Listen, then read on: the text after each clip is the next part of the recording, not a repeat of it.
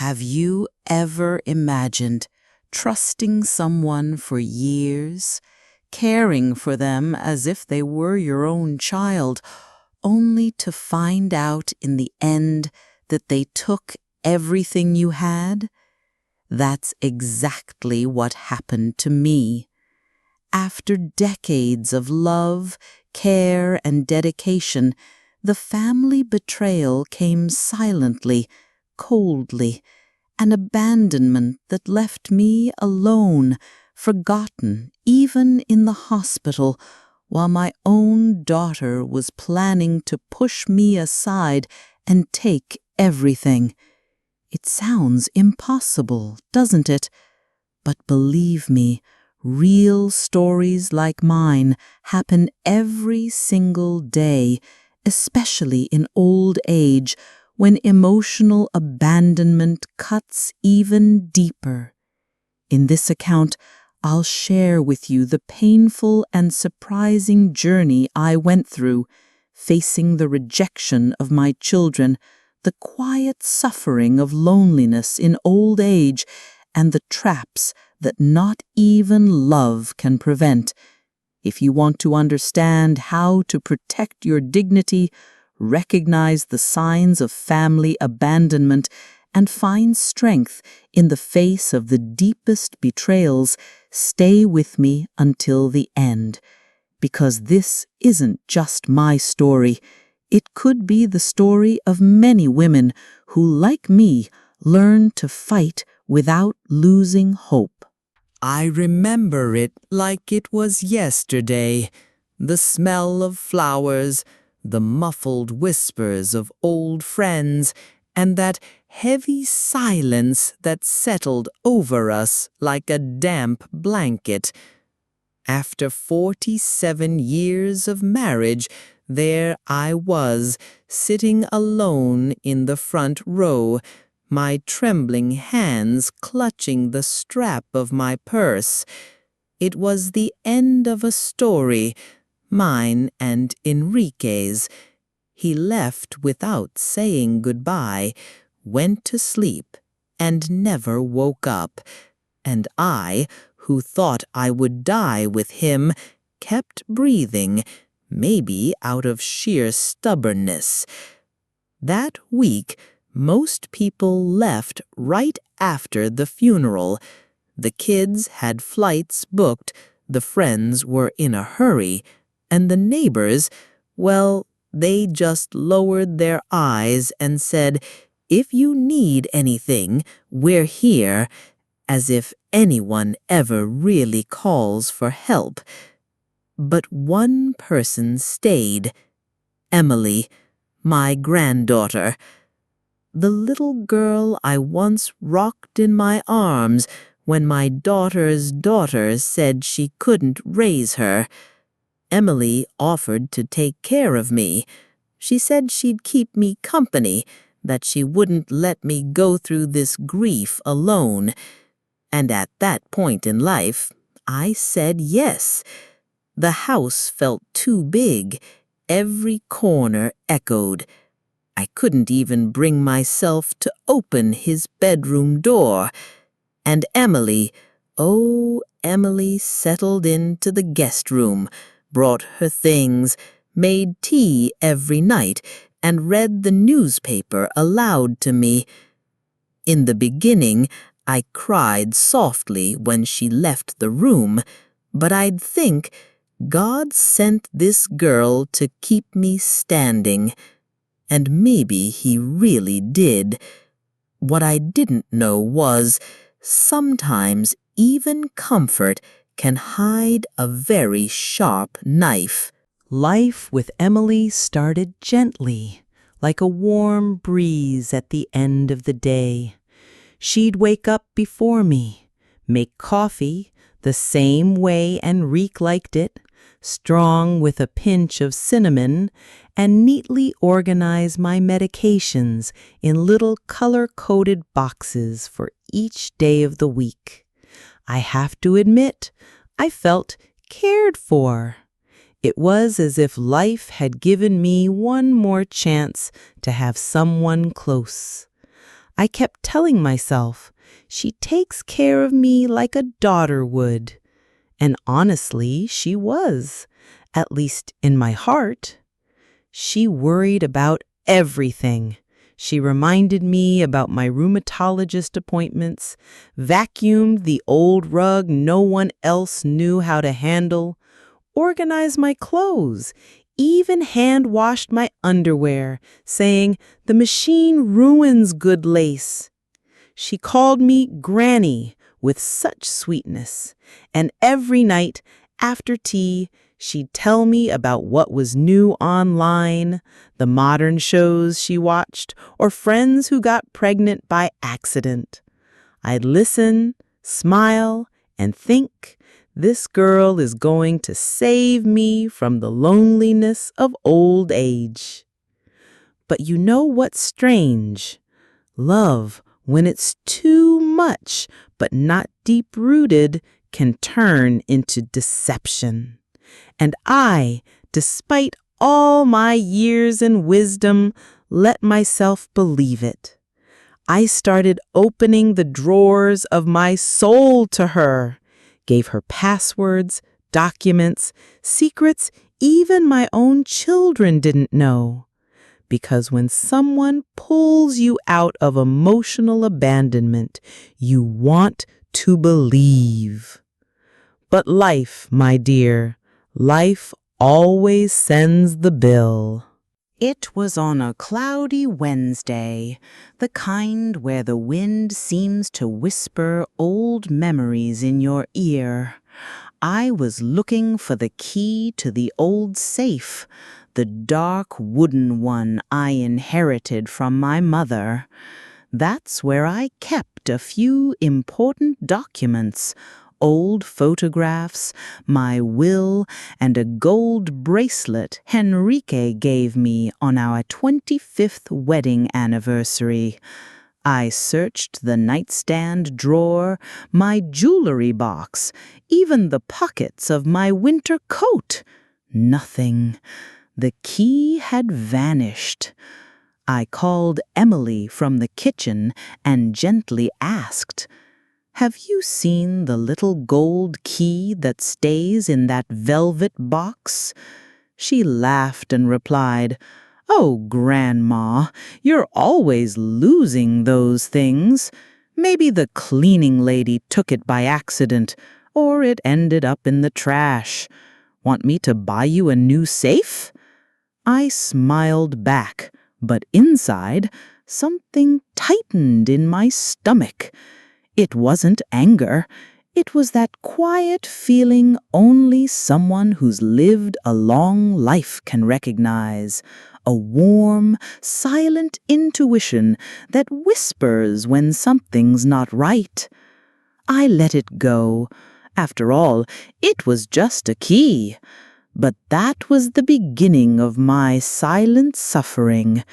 Because a woman who was once forgotten in a hospital by her own son, like I was years ago, learns to swallow suspicion with dignity. What I didn't know yet was that this wasn't an accident. It was the first step in something much bigger and far more cruel. It started when I noticed the coat rack in the hallway looked a little emptier. The blue French lace dress, the one I wore at my daughter's christening, was gone. So were my pearl earrings, the red silk scarf, and a locket with a picture of me and Henrique, still young, smiling with our eyes. I thought it was odd, but Emily always had a quick explanation. "Grandma, you don't use those things anymore. I thought I'd donate them to a shelter for women in need," she said in that sweet voice of hers, dripping with rehearsed kindness. "Oh, that's very thoughtful, dear," I replied, my heart warming and cooling at the same time. I felt guilty for doubting her. After all, I wasn't using any of it, right?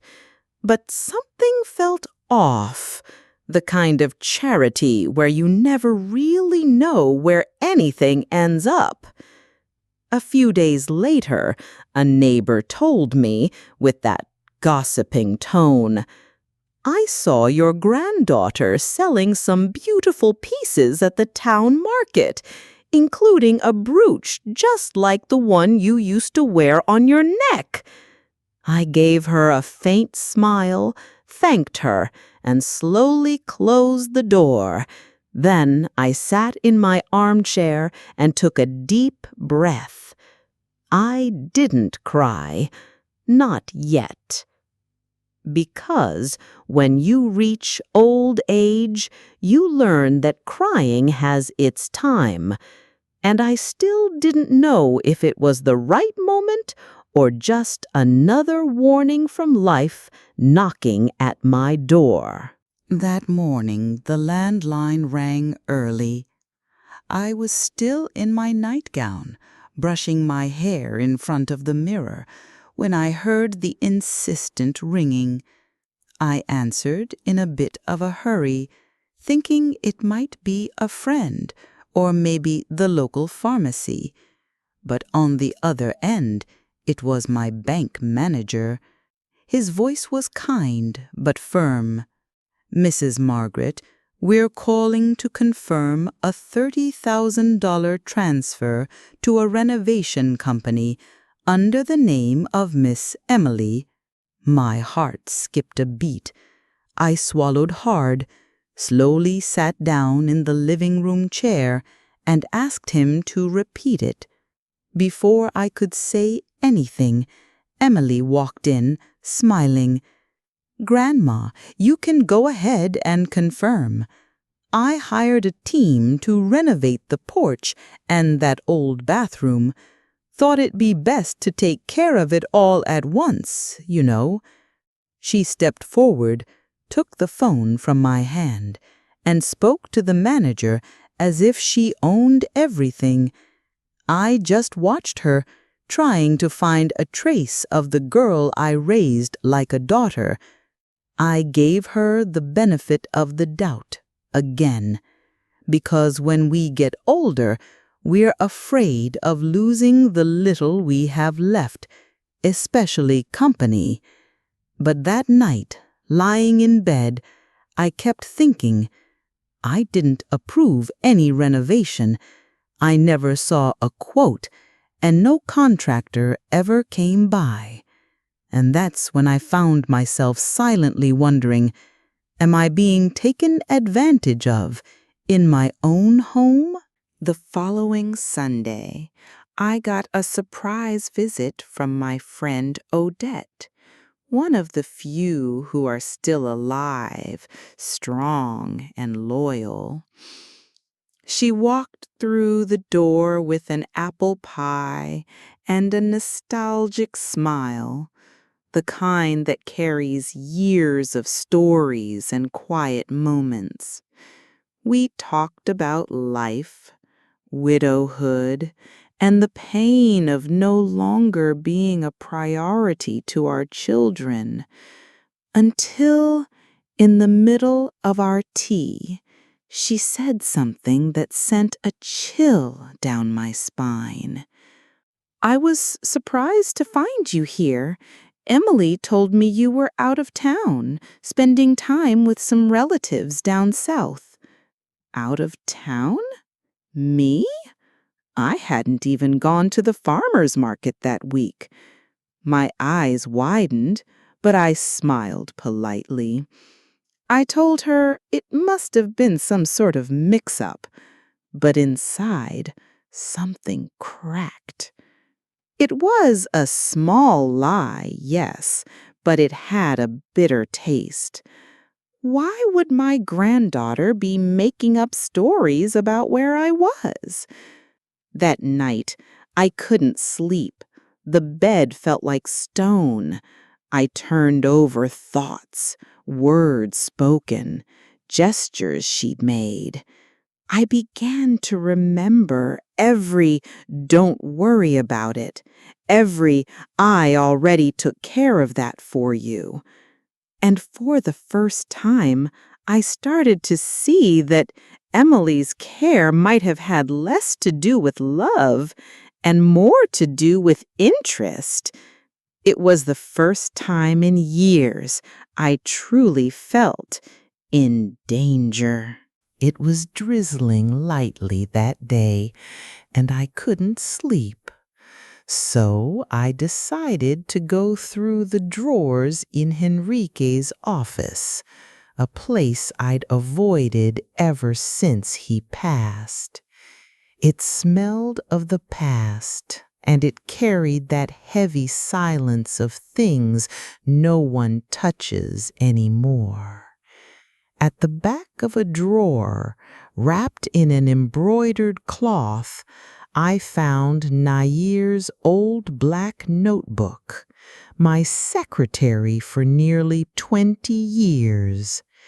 She recorded everything in there: doctor appointments, protocols, passwords, payments, all written in her tiny, meticulous handwriting. I opened the notebook as if reopening an old scar. I flipped through it slowly, and suddenly something made my chest tighten. A series of passwords I had given her before she passed away. I compared them with the recent notes in my files, and I realized the passwords had been changed. No record, no notice, and worse, some accounts were now under other names, including Emily's. I closed the notebook gently, stared into nothing. I felt a pain that wasn't from old age or loneliness. It was the kind of pain only those who suffered family betrayal can understand.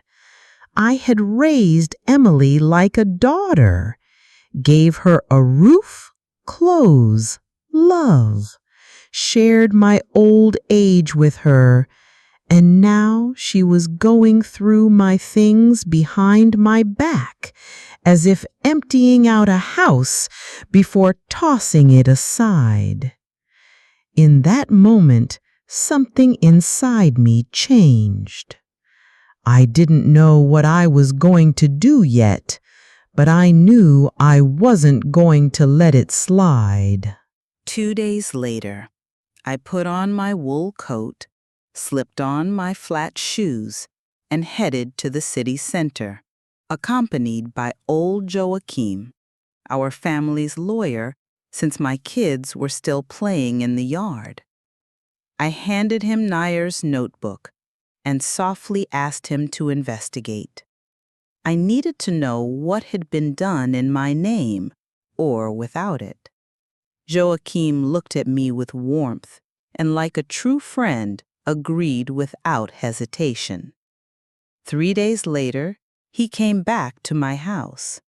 He sat in the living room armchair, adjusted his glasses, and spoke carefully. "Mrs. Margaret, the house was transferred to Miss Emily's name 3 years ago." For a moment, the world stopped. My house, my foundation, the walls that saw my marriage, our arguments, our laughter, our grandchildren growing up. And now, none of it was mine. She did it without telling me, used powers of attorney I didn't even remember signing, probably signed among a stack of papers, trusting her like you trust your own blood. I sat there in silence. I didn't cry. I didn't scream. I just tasted something metallic in my mouth. At that moment, I knew for certain that girl I once cradled in my arms saw me as an object, an obstacle, someone who had gotten too old to matter. But what she didn't know is that a woman might be forgotten in a hospital, cast aside by her children, abandoned in old age, but she never stops being dignified and never, ever stupid. Ah, my dear, if only I could count how many times I sat there in my old armchair, just watching. No yelling, no outburst. Some days silence speaks louder than words. And I've learned to listen to what's between the lines, those things left unsaid that carry enormous weight. That's how I began to notice, almost unintentionally, that my own granddaughter, the one I cared for as if she were my daughter, had been plotting against me. A kind of family abandonment disguised as care, you know? As if I were becoming just another piece of old furniture forgotten in a corner, while she orchestrated everything behind my back. I overheard whispers through a slightly open door, voices weaving cold plans that pierced my chest. Emily was talking about putting me in a care facility. For my own good, she said. While beneath the surface, I could feel the disdain, the emotional abandonment creeping in like a quiet poison. The irony, right? She cared for me like a daughter, yet wanted to remove me from my own world, my home, to take over everything I had saved for so many years. Family betrayal. That bitter phrase fits perfectly when we talk about the neglect of the elderly. I, who once cared for the family, now found myself invisible, forgotten even in the hospital, just like so many real stories of seniors no one talks about. But my dear, I'm not the kind of woman who gives up easily. I pretended to be weak, confused, just another old woman nobody believes anymore.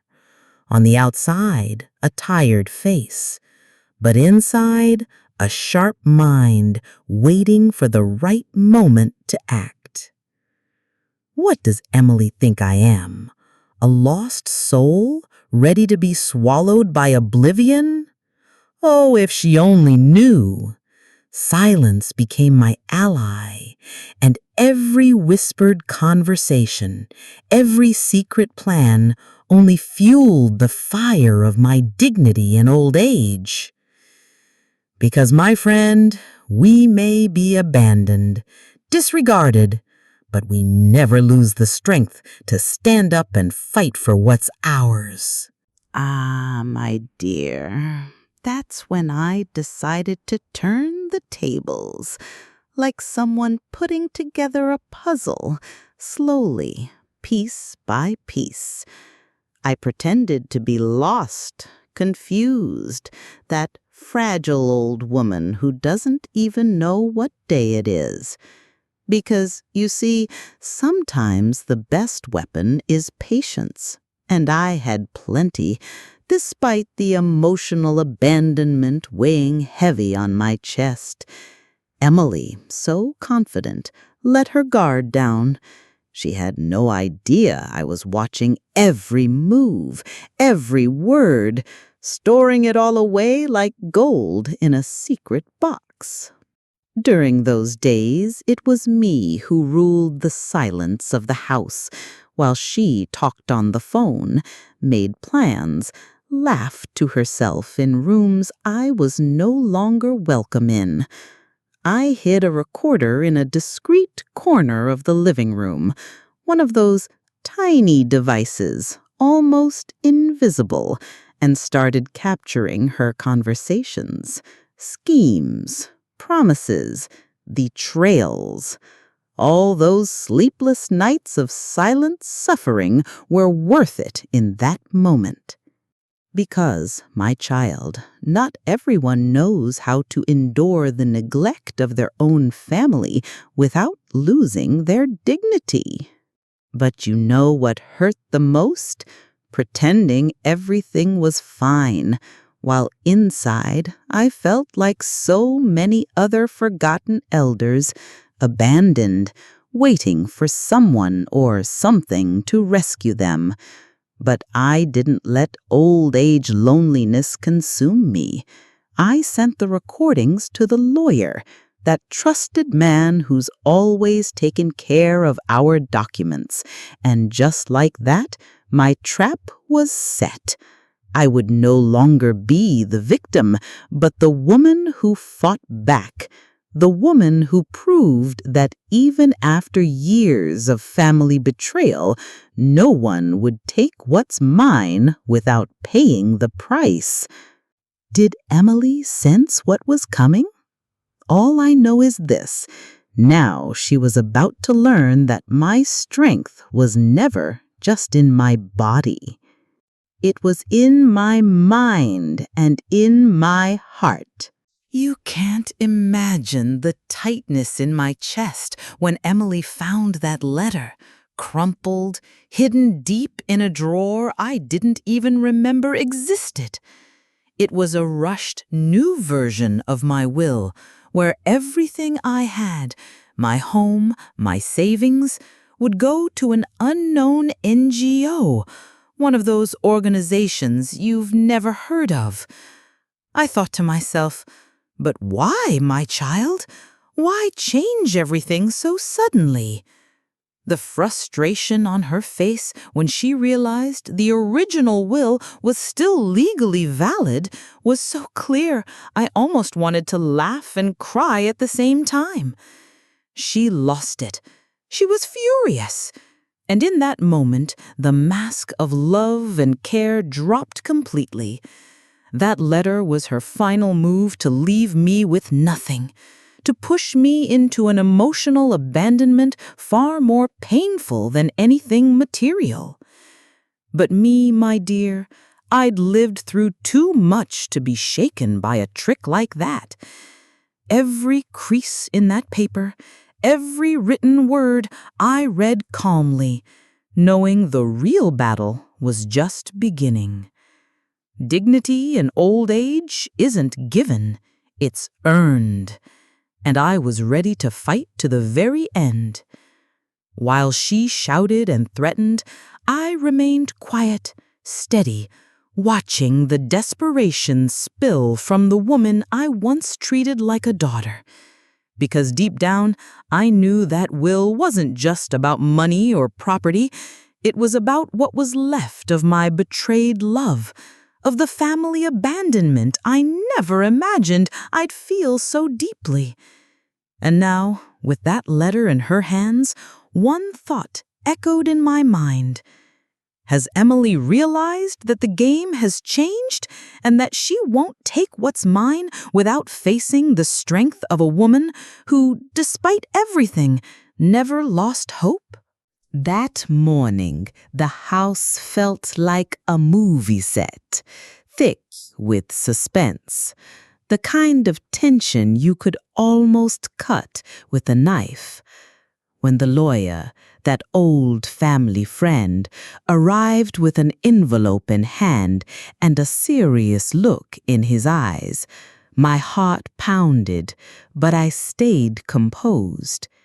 He explained in firm words that a court order had been issued, a freeze on all assets, and a full investigation into Emily's actions.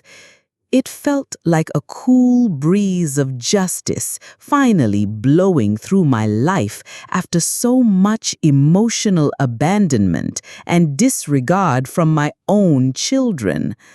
I never thought I'd have to go to court to protect what was rightfully mine.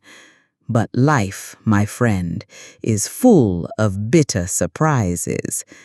Me, who had cared for that girl as if she were my own daughter, was now seeing the power of the law finally step in to stop the family betrayal that had nearly destroyed me. As I listened to the lawyer speak, I felt a wave of relief and a new strength rising inside me. It was like I was reclaiming the dignity in old age that had seemed lost amid so much silent pain.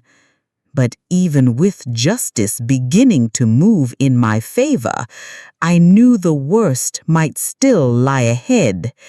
That court order wouldn't erase the loneliness of old age, nor the years of abandonment I'd carried in my chest. So, as the lawyer spoke, my thoughts wandered, wondering what Emily might be planning next, what move she was already preparing behind closed doors, the kind of whispers I had recorded in secret, because in a war of family betrayal, the battle doesn't end with a stamped piece of paper. That day, my dear, felt like an electric shock running through my whole body. When the police showed up at my front door, it wasn't just my breath that caught. It was as if time itself froze for a few seconds. They were there to take Emily, the very one I had treated with such care, in for questioning. Crying, she insisted she only wanted to secure the future, as if her lies, thefts, and manipulations could somehow be justified by uncertainty. Oh, how it hurt to see family betrayal exposed so plainly, accompanied by the very same disregard I had felt for years. As they led her away, I stood still, holding myself upright, carrying the heavy weight of emotional abandonment I had borne in silence for so long. The silent suffering of someone who cares, trusts, and is then forgotten. It all became real in that painful moment, just like the many untold stories of elderly people left behind. My neighbors whispered. Some looked on with pity, others with curiosity. But I kept my head high, holding on to the dignity in old age that never left me. It was never just about the money, my friend. It was about respect, about not becoming a forgotten shadow in your own home. And as they drove away with Emily, I thought about the loneliness that still lingers, but also the strength that rises from this kind of family abandonment so many endure quietly. Life taught me that even when we're left behind, we still have the power to stand back up. But I couldn't help but wonder, with a tightness in my chest, how many others like me are still living through this silent pain, this neglect from their children without anyone noticing. It's an invisible wound, but a deep one, and it deserves to be seen, to be spoken of, and to be faced. After so many years walking this path of family abandonment and loneliness alone, life surprised me in the sweetest way, like a breeze that refreshes a weary soul. My distant niece, the one who had pulled away because of Emily's lies and manipulations, reappeared like a beam of light in my life. The reunion was quiet. filled with glances that said more than words ever could, and the tight hug she gave me held the weight of a family bond that, despite the wounds, still beat strong in our hearts. She told me how much she missed our true connection, the love that should never have been broken by betrayal and disregard. And right then, I felt that the loneliness of old age, which had followed me like a relentless shadow, was starting to lift.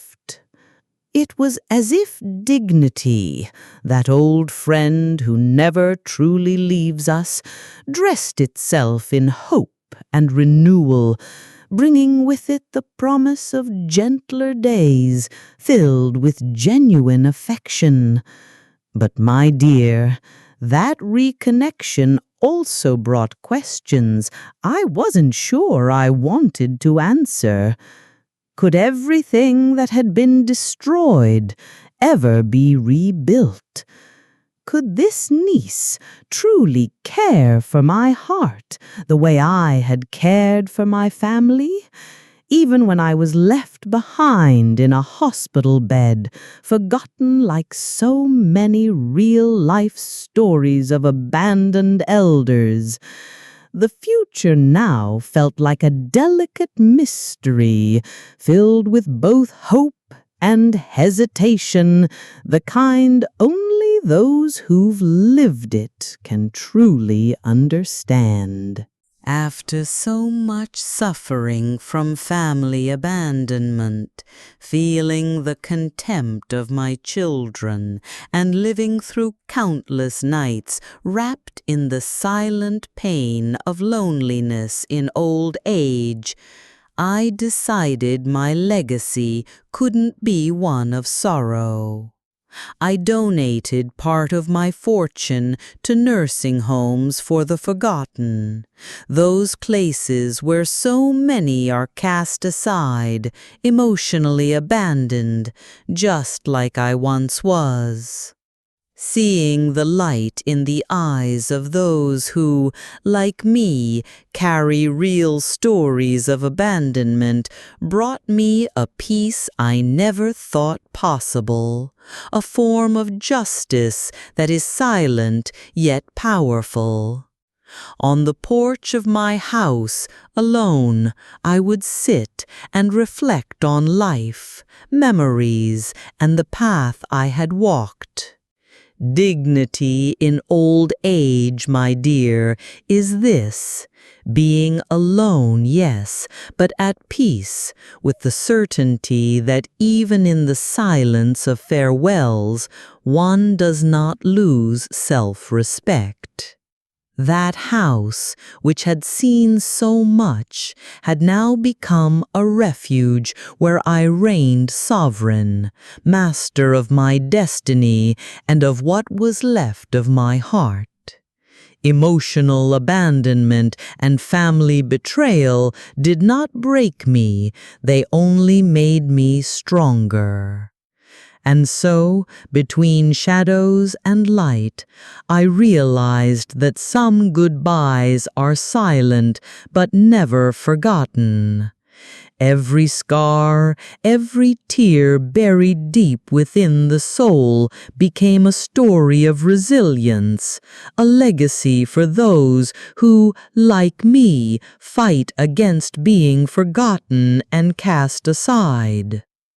Life taught me that true revenge doesn't come from shouting. It comes from the calm of someone who, despite everything, never lost her essence.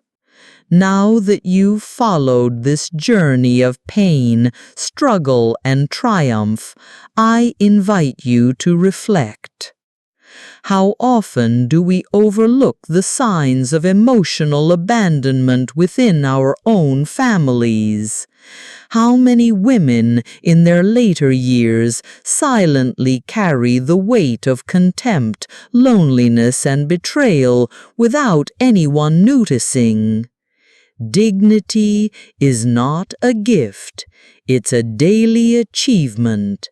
And recognizing the value of those who care is the first step in stopping the cycle of family abandonment from continuing. May this story serve as a warning and inspiration to you, whether you're going through something similar or know someone who suffers in silence. Share it. Leave a comment, open your heart, and help other women find the strength to face their own battles. Don't stay silent in the face of betrayal. Don't hide behind silent suffering. And if this story touched you, subscribe to the channel, turn on the notification bell, and join me on this journey of empowerment and dignity in old age.